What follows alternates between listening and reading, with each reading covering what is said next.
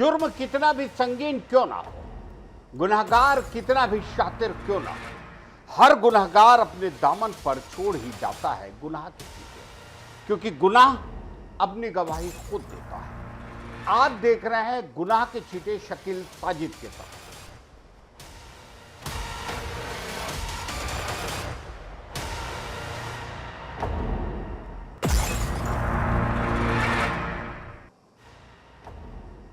हरदोई जिले के लोनार थाना क्षेत्र के 52 कस्बे से एक दिल दहला देने वाली घटना, जहां बस स्टॉप के पास स्थित एक खाली खेत में अज्ञात किशोरी खून से लथपथ हालत में पड़ी मिली। इस घटना के बाद पूरे इलाके में सनसनी। स्थानीय ग्रामीणों के मुताबिक जब उन्होंने खेत में किशोरी को घायल अवस्था में देखा तो वह दर्द से कहार रही थी। उसके कपड़े खून से सने हुए थे, जिससे प्रथम दृष्टया उसके साथ दुष्कर्म की आशंका जताई जा रही है। घटना की जानकारी मिलते ही लोगों की भीड़ मौके पर जमा हो गई। सूचना मिलते ही 52 चौकी पुलिस तुरंत मौके पर पहुंची और किशोरी को इलाज के लिए सामुदायिक स्वास्थ्य केंद्र भेजा गया, जहां डॉक्टरों ने उसकी हालत गंभीर बताई है। फिलहाल किशोरी की पहचान नहीं हुई है। पुलिस आसपास के क्षेत्रों में उसकी पहचान की कोशिश कर रही है। घटना की गंभीरता को देखते हुए पुलिस के वरिष्ठ अधिकारी भी और मौके पर पहुंचे और जांच शुरू कर दी। पुलिस टीम द्वारा घटनास्थल का बारीकी से निरीक्षण किया गया, साथ ही आसपास के लोगों से पूछताछ हुई है। पुलिस का कहना मामले के सभी पहलुओं की जांच की जा रही है और मेडिकल जांच रिपोर्ट आने के बाद ही दुष्कर्म की पुष्टि होगी। घटना के बाद क्षेत्र में दहशत और आक्रोश का माहौल है। स्थानीय लोग दोषियों की जल्द गिरफ्तारी और कड़ी कार्रवाई की मांग कर रहे हैं। जल्द ही पुलिस घटना का खुलासा करने का दावा कर रही है। इस घटना ने एक बार फिर महिला सुरक्षा को लेकर गंभीर सवाल खड़े कर दिए हैं। आज थाना क्षेत्र लोनार के 52 कस्बे के बस स्टॉप के पीछे झाड़ियों में एक महिला जो मानसिक रूप से अस्वस्थ है वो मिली थी घायल अवस्था में, जिसको सीएचसी ले जाया गया, जहां प्राथमिक उपचार उसका कराया गया। प्राथमिक उपचार में कोई अप्रिय बात नहीं है। उसकी चोटें जो थोड़ा सर पे हैं और चेहरे पर हैं, उसका डॉक्टरों द्वारा इलाज किया गया है। महिला अपने बारे में कुछ भी बताने में असमर्थ है।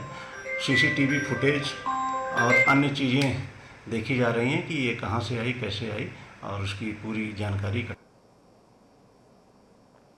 यूपी के हमीरपुर जिले के बीवार थाना क्षेत्र में देर रात लूट की बड़ी वारदात सामने आई, जहां नकाबपोश बदमाशों ने एक वृद्ध महिला को घर में बंधक बनाकर लाखों रुपए के जेवर और नकदी लूटी। घटना के बाद इलाके में दहशत का माहौल। बताया गया कि बदमाश पूरी योजना के साथ घर में घुसे और वारदात को अंजाम देकर फरार हो गए। सूचना मिलते ही पुलिस मौके पर पहुंची और जांच शुरू की।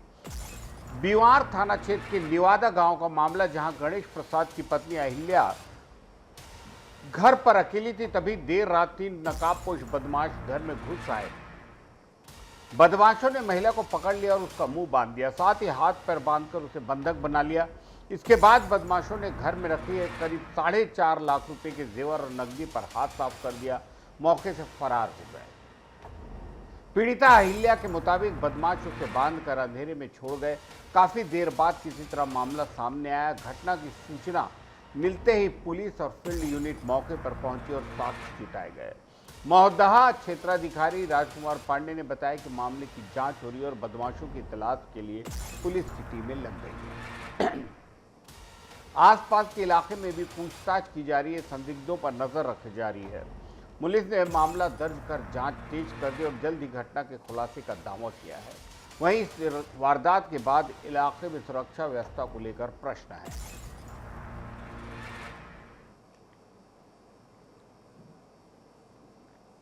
घटना हुई? पवन कुमार नाम है मेरा। आज मेरे घर में लूट हो गई और मैं लेटा हुआ था, मेरी मम्मी का मुंह और हाथ पैर बांध दिया तो ताकि वो चिल्ला ना सके। और जब चिल्ला नहीं पाई तब वो लुढ़कते मेरे कमरे के दरवाजे में उन्होंने हाथ मारा, तब मैं जगा। तकरीबन 5.5 लाख का जेवर चला गया, 4.5 लाख रुपए चला गया नगद। वो कैश रखा था घर बनवाने के लिए। मम्मी ने बताया कितने लोग आए थे?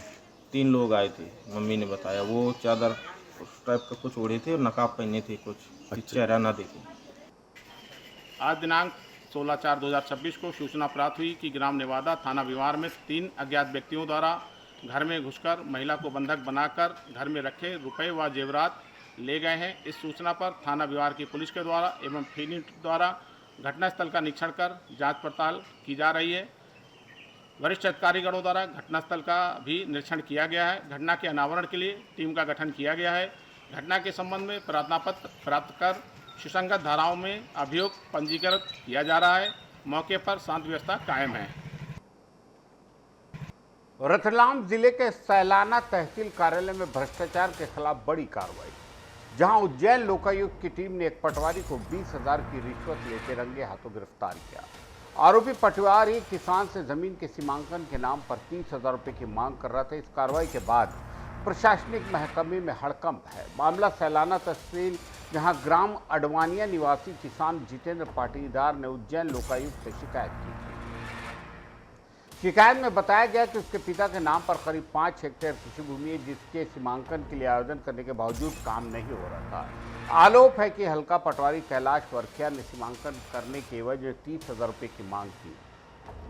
शिकायतकर्ता के अनुरोध पर पटवारी ने रकम कम करते हुए 23,000 रुपये तय किए और 10 अप्रैल को 3,000 रुपये पहले ही ले लिए। शिकायत की पुष्टि होने के बाद लोकायुक्त की टीम ने योजना बनाकर जाल बिछाया। शुक्रवार को जैसे ही शिकायतकर्ता ने तहसील कार्यालय के नायब नाजिर कक्ष में पटवारी को 20,000 रुपये दिए, टीम ने उसे रंगों हाथों पकड़ लिया। कार्रवाई के दौरान मौके से साक्ष्य जुटाए और आरोपी के खिलाफ भ्रष्टाचार निवारण अधिनियम के तहत केस दर्ज किया। फिलहाल लोकायुक्त की टीम आरोपी पटवारी से पूछताछ कर रही है और मामले में आगे की कार्रवाई जारी है। इस कार्रवाई ने एक बार फिर सरकारी दफ्तरों में भ्रष्टाचार की काली हकीकत उजागर कर दी। निवाड़ी से दिल दहला देने वाला एक सनसनीखेज दोहरे हत्याकांड का मामला। उत्तर प्रदेश और मध्य प्रदेश की सीमा पर स्थित ढीमरपुरा जंगल में प्रेम प्रसंग ने खौफनाक मोड़ लिया। प्रेमी ने प्रेमिका का गला रेतकर हत्या कर दी और खुद फांसी लगाई। प्यार का अंत खून और मौत में बदल गया। पूरा मामला निवाड़ी जिले के सेंद्री थाना के ढीमरपुरा जंगल में स्थित पूछा की पहाड़ी का है।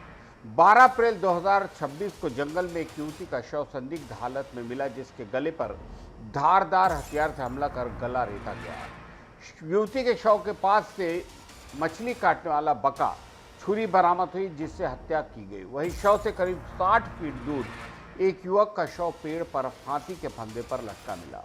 मृतक युवक की पहचान झांसी जिले के टहरौली थाना क्षेत्र के सिलोरी गांव हरिंद केवट 24 साल के रूप में हुई।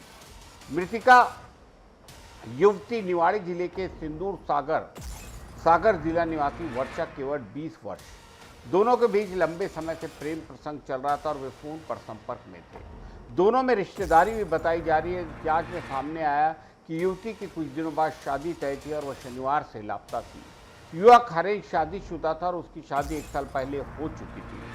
प्रारंभिक जांच और मोबाइल कॉल डिटेल के आधार पर पुलिस का अनुमान है कि युवती शादी के लिए दबाव बना रही थी। शादीशुदा होने के कारण युवक इनकार कर रहा था।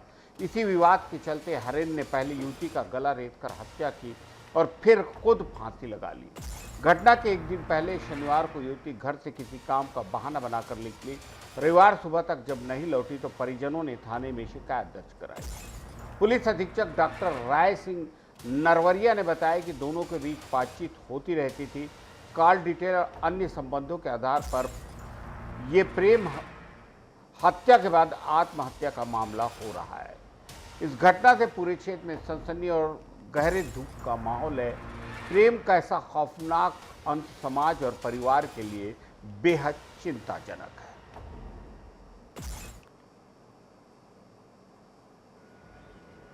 कल दिनांक 14 अप्रैल 2026 को हमारे पास डायल 100 पे सूचना प्राप्त हुई थी कि जो अंजनी उमनारे है, जो मृतिका की सिस्टर है, वो पांडुना सौसर से आई हुई थी।